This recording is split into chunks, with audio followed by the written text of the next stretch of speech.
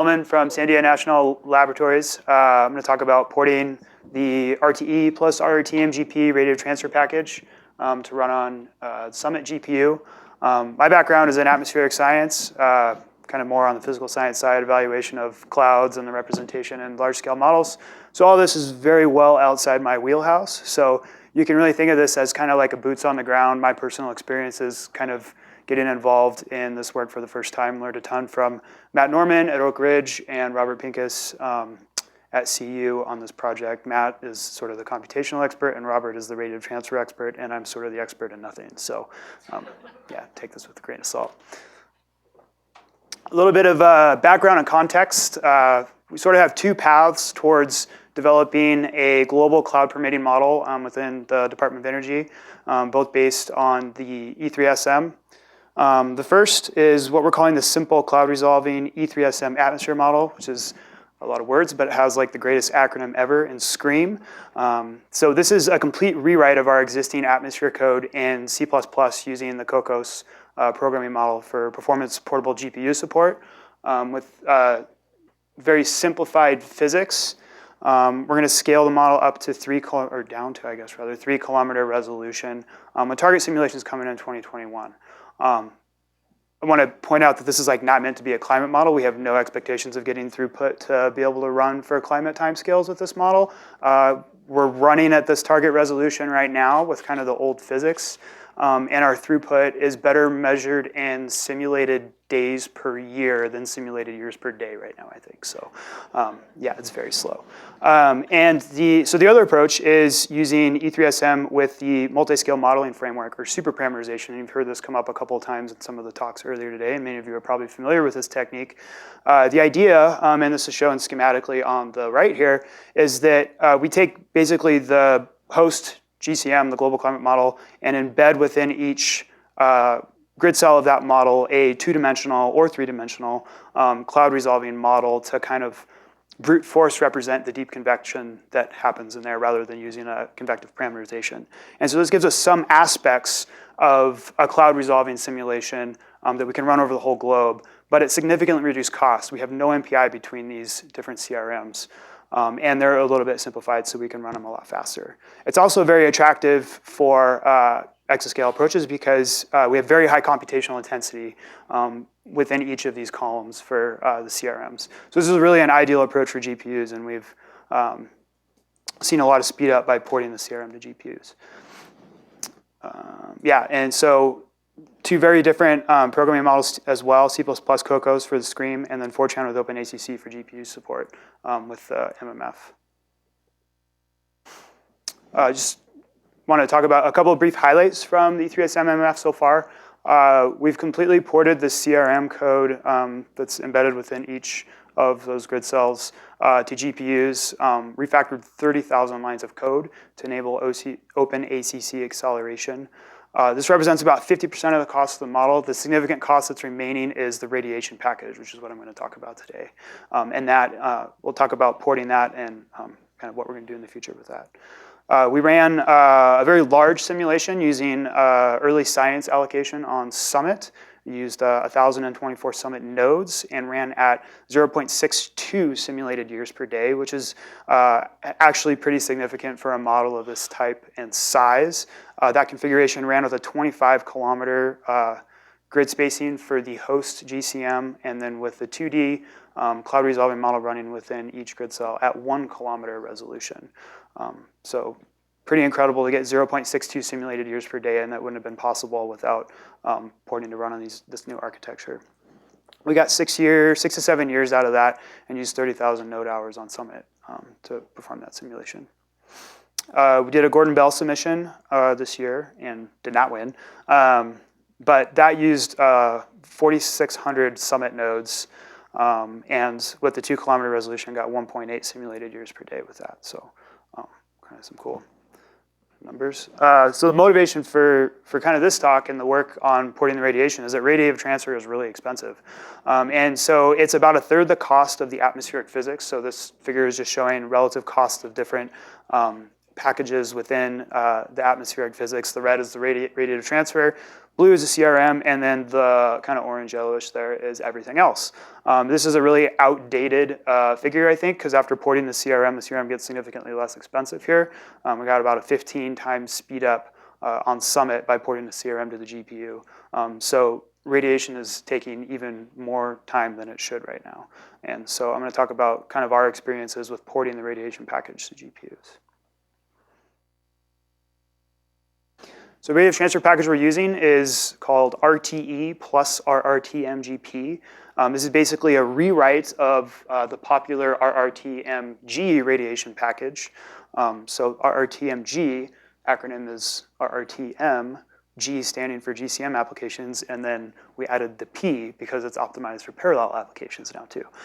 So the goals of this was to expose as much parallelism as we can in the code and rewrite it using kind of modern or modern-ish software best practices, I would say.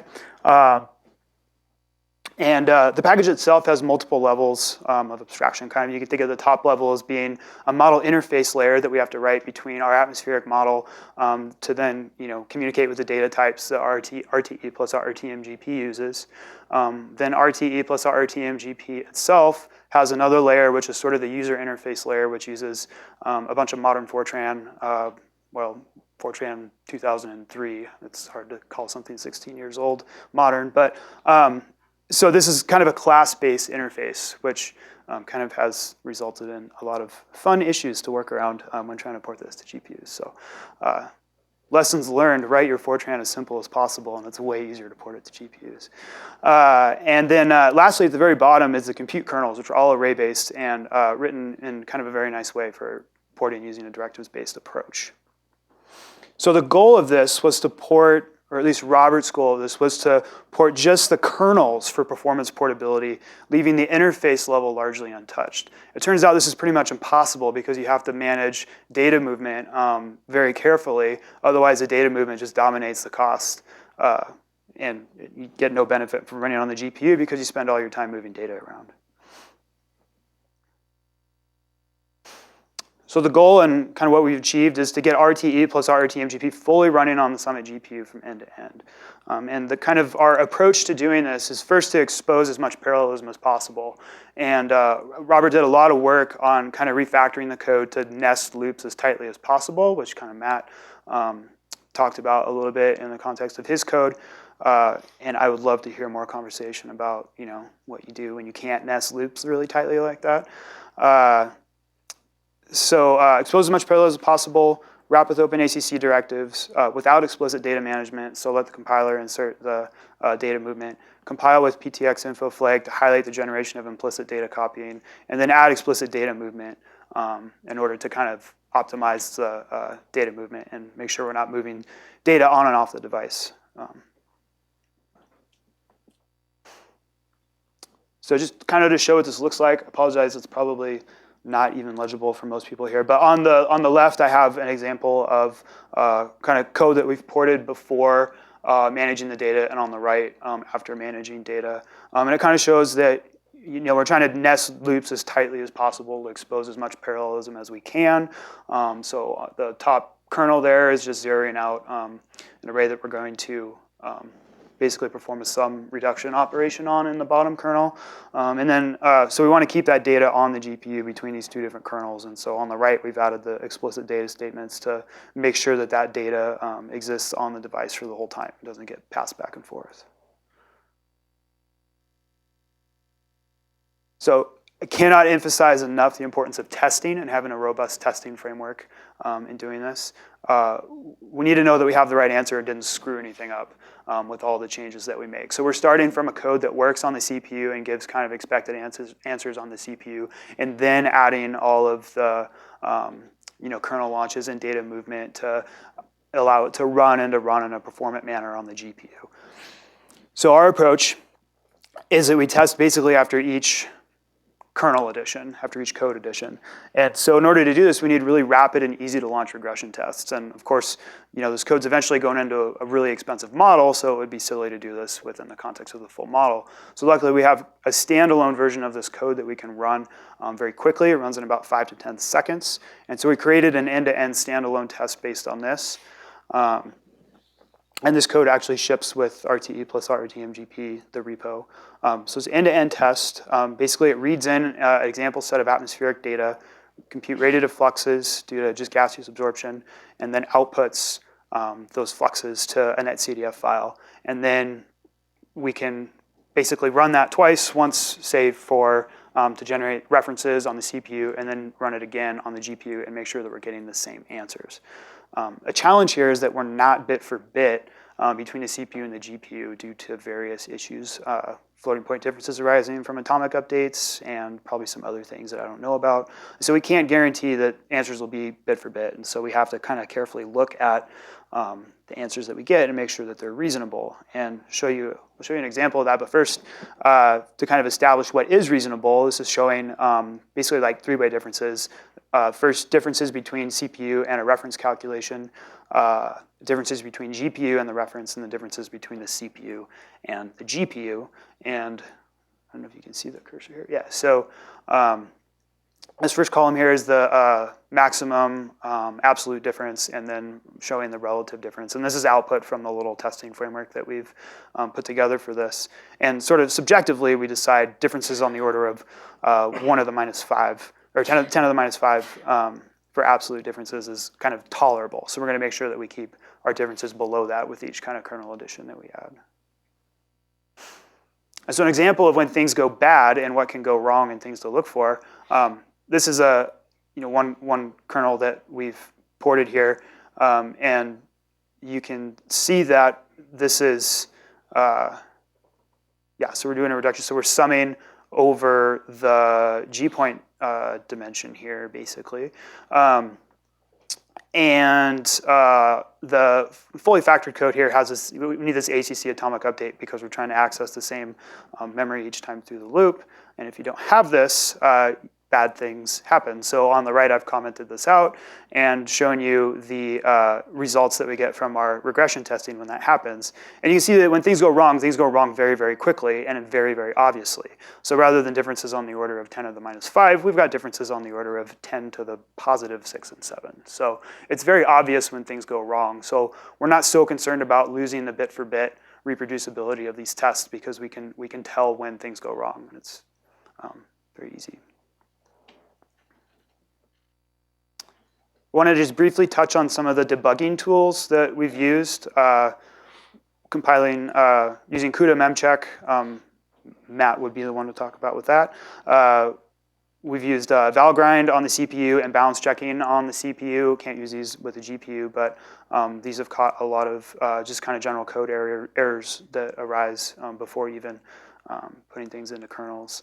And then when things go wrong, simplifying the data movement, so taking out some of the explicit data management and allowing the kernel to insert those, and then seeing where, like taking those away one by one and seeing which kernels affected.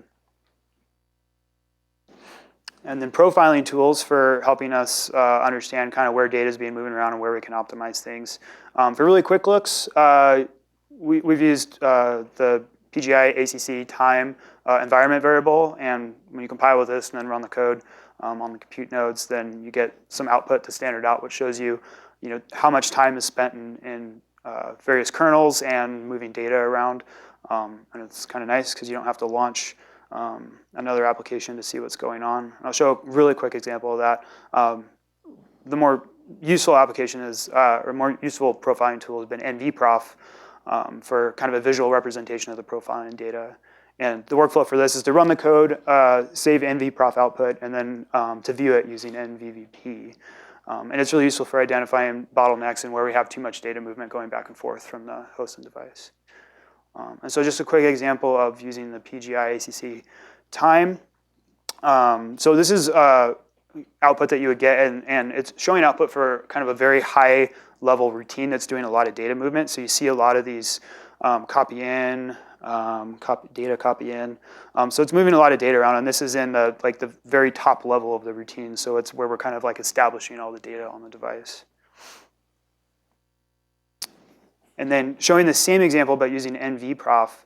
And this is, so on the top, this is showing a screenshot from NV-Prof before adding that explicit data movement. And so you see a lot of time here being spent down here actually. So mem copy device to host and host to device. So we're moving a lot of data around here before we manage that in a really tight way. And then after we kind of do some optimization with the data movement, all that goes away. And so we're spending a lot more time, relative time, actually computing things and not moving data around, which is exactly what we want.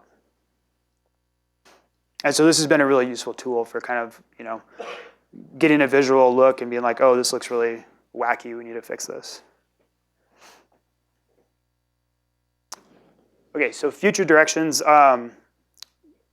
We are, for enhanced portability, being able to run on different different compilers and different architectures. We're creating an OpenMP 4.5 plus version of this code. OpenMP 4.5 includes kernel offload for accelerators.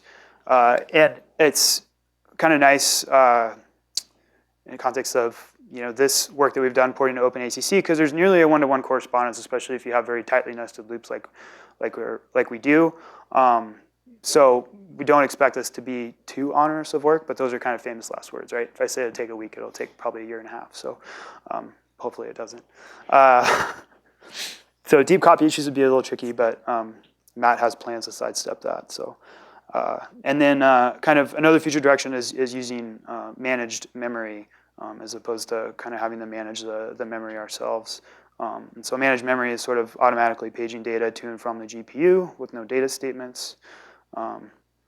And currently we can kind of enable this using these compiler flags, TA equals managed with PGI right now.